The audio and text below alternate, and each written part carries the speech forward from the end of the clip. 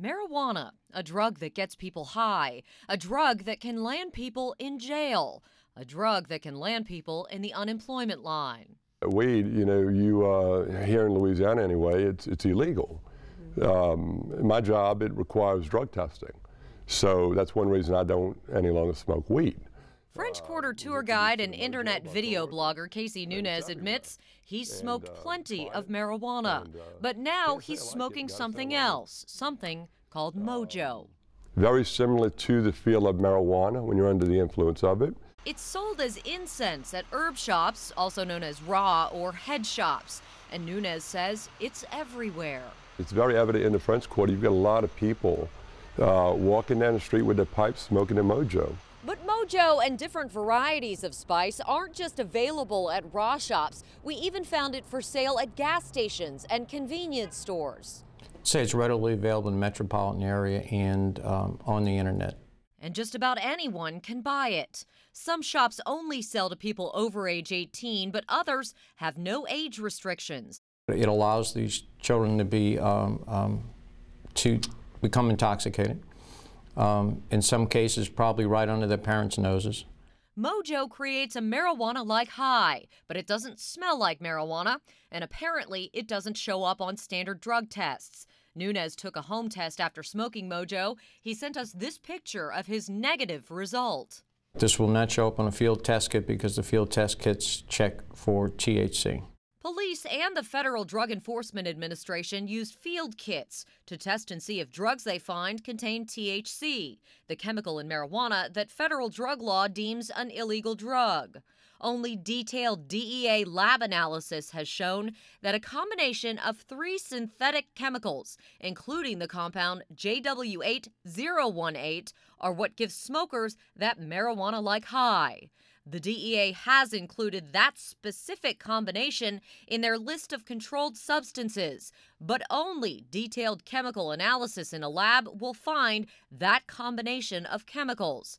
Field test kits don't. Spice in of itself is a herbal, but the thing that makes it illegal is when synthetically these compounds have been changed to include some of those ingredients that give that euphoria of THC. The problem even the DEA has is that manufacturers keep changing the chemicals used to mimic THC, and each combination would have to be outlawed and traceable in order to enforce it.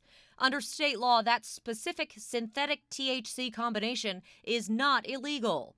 Plus, packages for MOJO and other spice products only say they contain a group of natural herbs. They also read, not for human consumption. It's not something that we could arrest them for.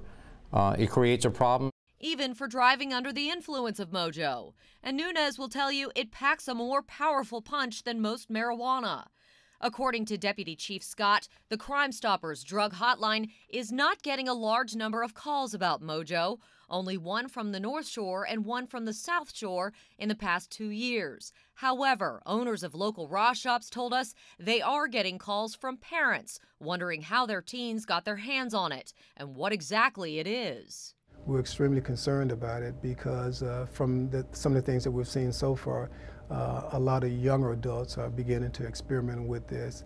The irony is, police say MOJO is nearly twice the average street price for marijuana in the New Orleans area. It's very expensive. People are paying it. Why are people paying it? Because it's that good, and it's legal. You're not doing something that you need to worry about incarceration or being fined or put in jail. It's likely the same reason teens are trying it and why police want to warn parents and employers that the jar of incense in your teenager's room might be a way for them to get high. Katie Moore, Eyewitness News, Night Watch.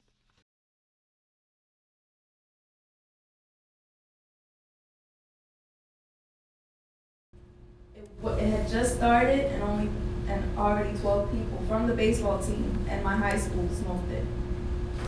So if 12 people back then smoked it, how about now?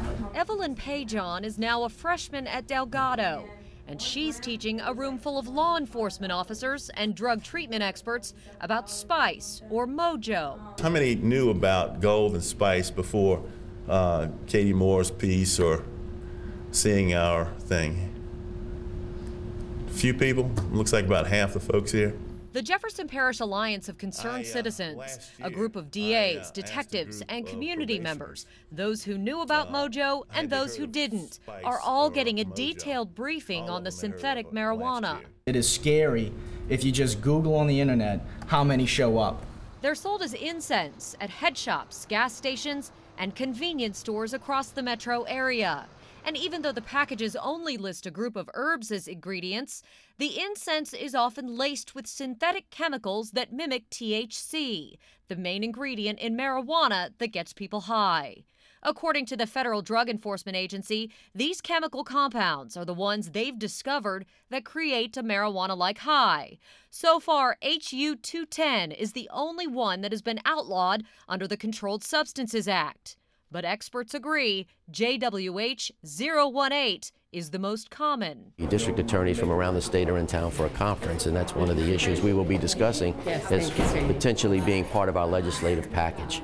The other problem is enforcement. It doesn't show up on either drug tests or law enforcement field tests, so they can't arrest people for having it until they do detailed lab analysis to find the synthetic THC. I think it's strictly that these kids know that it's not detectable on standardized drug screens right now.